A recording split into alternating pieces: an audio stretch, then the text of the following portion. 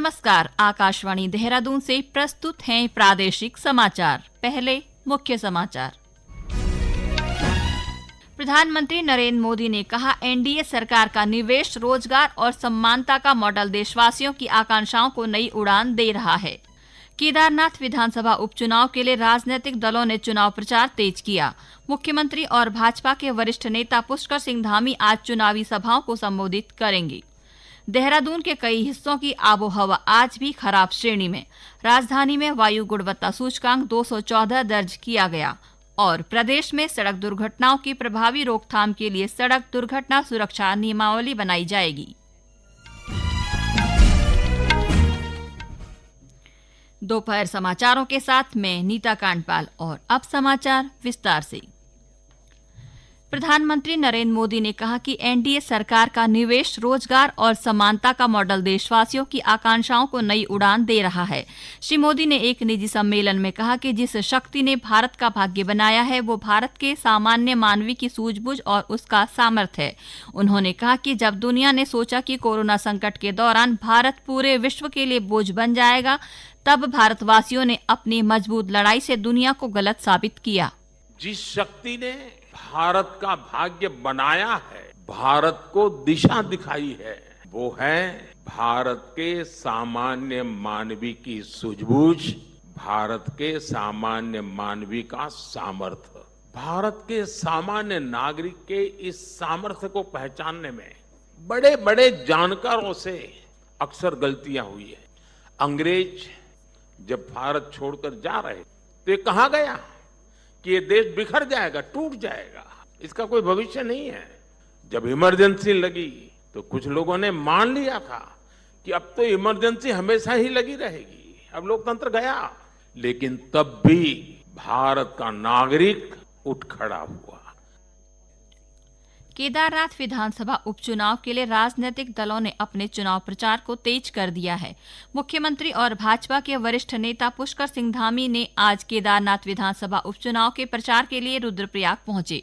उनका चौपता और चंद्रनगर में भाजपा प्रत्याशी आशा नौटियाल के पक्ष में जनसभा को संबोधित करने का कार्यक्रम है। उधर कांग्रेस के वरिष्ठ नेता हरीश रावत ने अगस्त्यमुनि के गांव में पार्टी प्रत्याशी मनोज रावत के लिए प्रचार किया। आज कांग्रेस के समर्थन के लिए पार्टी के गोविंद कुंजवाल और प्रीतम सिंह भी प्रचार अभियान को तेजी देंगे। गौरतलब है कि 20 नवंबर को उपचुनाव के लिए मतदान होना है, जबकि 23 नवंबर को मतगणना की जाएगी। केदारनाथ विधानसभा उपनिर्वाचन को सुव्यवस्थित ढंग से संपादित कराने के लिए जिला निर्वाचन अधिकारी सौरभ गहरवार ने जोनल और सेक्टर मजिस्ट्रेटों के साथ बैठक कर मतदान केंद्रों पर की जा रही व्यवस्थाओं और सुविधाओं की जानकारी ली। उन्होंने सभी सेक्टर अधिकारियों को अपने क्षेत्र के सभी मतदान केंद्रों में व्यवस्था चाक चौबंद करने के निर्देश दिए हैं। जिला कार्यालय सभागार में आयोजित बैठक में जिलाधिकारी ने कहा कि निर्वाचन में जो भी व्यवस्थाएं और तैयारियों की जानी है उनको निर्वाचन आयोग के दिशा निर्देशानुसार समय से पूरा कर लिया जाए। उन्होंने कहा कि चुनाव प्रचार समाप्ति के बाद किसी भी तरह से कोई प्रचार प्रसार न हो, इस पर कड़ी निगरानी रखी जाए। उन्होंने सभी अधिकारियों को अपने क्षेत्र में लगातार चेकिंग अभियान चलाने को कहा ताकि कोई भी अवैध रूप से शराब की तस्करी न कर सके। आज देश भर में राष्ट्रीय प्रेस दिवस मनाया जा रहा है। समाज में स्वतंत्र और उत्तरदायी प्रेस की महत्वपूर्ण भूमिका के सम्मान में हर वर्ष 16 नवंबर को यह दिवस मनाया जाता है। वर्ष 1966 में आज ही के दिन भारतीय प्रेस परिषद ने काम करना शुरू किया था। इस अवसर पर मुख्यमंत्री पुष्कर सिंह धामी ने मीडिया से जुड़े सभी प्रतिनिधियों को शुभकामनाएं दी हैं। अपने संदेश में मुख्यमंत्री ने कहा कि भारतीय लोकतंत्र के चौथे स्तंभ के रूप में प्रेस की महत्वपूर्ण भूमिका है। प्रेस की स्वतंत्रता को रेखांकित करते हुए श्री धामी ने कहा कि प्रेस किसी भी समाज का आईना होता है। जन कल्याण में प्रेस प्रतिनिधियों की अहम भूमिका होती है। मुख्यमंत्री ने कहा कि राष्ट्रीय प्रेस दिवस को मनाने का मुख्य उद्देश्य प्रेस की आजादी के महत्व के प्रति जागरूकता फैलाना है। उन्होंने कहा कि नए भारत के निर्माण में भी मीडिया अपनी सक्रिय भूमिका निभा रहा है। वर्तमान दौर की विभिन्न चुनौतियों के दृष्टिगत प्रेस की भूमिका और अधिक प्रासंगिक और महत्वपूर्ण हो जाती है। ये समाचार आकाशवाणी के देहरादून केंद्र से प्रसारित किए जा रहे हैं। ताज़ा समाचार के लिए आप हमारे सोशल मीडिया एक्स व Facebook page Akashvani news Uttarakhand को फॉलो कर सकते हैं। साथ ही ये समाचार हमारे YouTube channel Akashvani news Uttarakhand पर भी उपलब्ध हैं। प्रदेश में सड़क दुर्घटनाओं की प्रभावी रोकथाम के लिए सड़क दुर्घटना सुरक्षा नियमावली बनाई जाएगी। मुख्यमंत्री पुष्कर सिंह धामी ने इसके लिए विशेषज्ञों की एक समिति गठित करने के निर्देश दिए हैं। देहरादून में शासन के वरिष्ठ अधिकारियों के साथ बैठक में श्री धामी ने कहा कि सड़क दुर्घटनाओं का बढ़ना चिंता का विषय है और इस पर प्रभावी रोकथाम के लिए सुरक्षात्मक उपायों पर विशेष ध्यान देने की आवश्यकता है। बैठक के दौरान मुख्यमंत्री ने अधिकारियों को देहरादून से गौचर और चिन्याली के लिए फिक्स्ड विंग एयरक्राफ्ट चलाने के निर्देश दिए। उन्होंने इसके शीघ्र संचालन के लिए निविदा और अन्य सभी औपचारिकताएं जल्द पूरा करने को कहा। देहरादून के कई हिस्सों की आबोहवा आज भी खराब श्रेणी में बनी हुई है। हालांकि पिछले दिनों में वायु प्रदूषण में थोड़ा सा सुधार दर्ज किया गया। आज पूर्वाह्न 11 बजे राजधानी का वायु गुणवत्ता सूचकांक AQI 214 दर्ज किया गया। केंद्रीय प्रदूषण नियंत्रण बोर्ड के आंकड़ों के अनुसार ऋषिकेश और काशीपुर में वायु गुणवत्ता श्रेणी मध्यम में नापी गई। खराब गुणवत्ता वाली वायु श्रेणी में लंबे समय तक रहने से अधिकांश लोगों को सांस लेने में तकलीफ होती है, जबकि मध्यम गुणवत्ता की वायु श्रेणी में फेफड़े, अस्थमा और हृदय रोग से पीड़ित लोगों को सांस लेने में तकलीफ हो सकती है।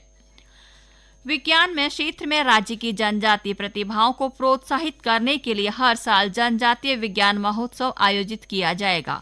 इसके लिए उत्तराखंड जनजातीय शोध संस्थान की आवश्यकता अनुसार धनराशि उपलब्ध कराई जाएगी।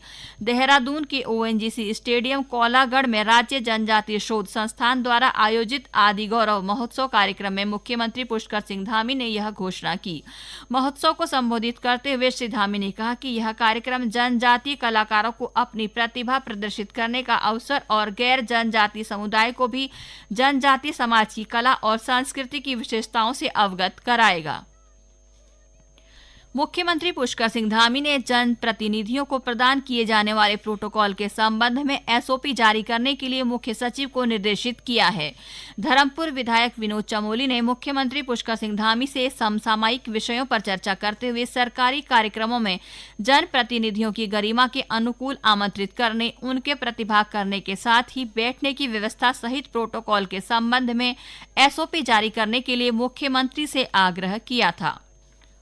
प्रदेश भर में पुलिस की ओर से वाहनों की जांच के लिए सघन चेकिंग अभियान चलाया जा रहा है। पुलिस वाहन चालकों की एल्कोमीटर के माध्यम से जांच कर रही है।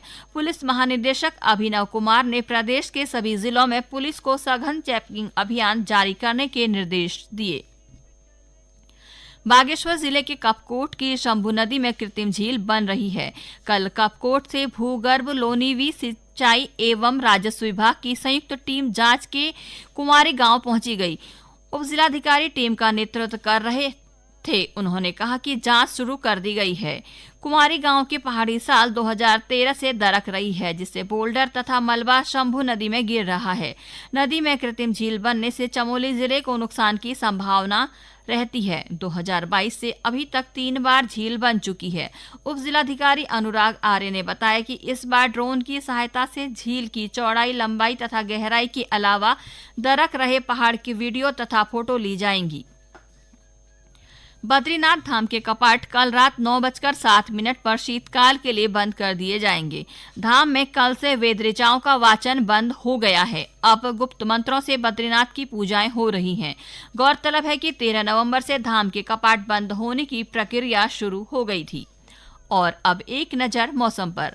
राज्य के पर्वतीय क्षेत्रों के साथ ही अब मैदानी इलाकों में भी ठंडक बढ़ने लगी है। पिछले कुछ दिनों में राज्य के मैदानी क्षेत्रों में हल्की धुंध देखने को मिल रही है। मौसम विज्ञान केंद्र देहरादून के अनुसार हरिद्वार और ऊधम सिंह नगर में मध्यम से घना कोहरा छाए रहने की संभावना है। विभाग ने वाहन चालकों को आवाजाही के दौरान सतर्कता बरतने की सलाह दी है। अंत में मुख्य समाचार एक बार फिर।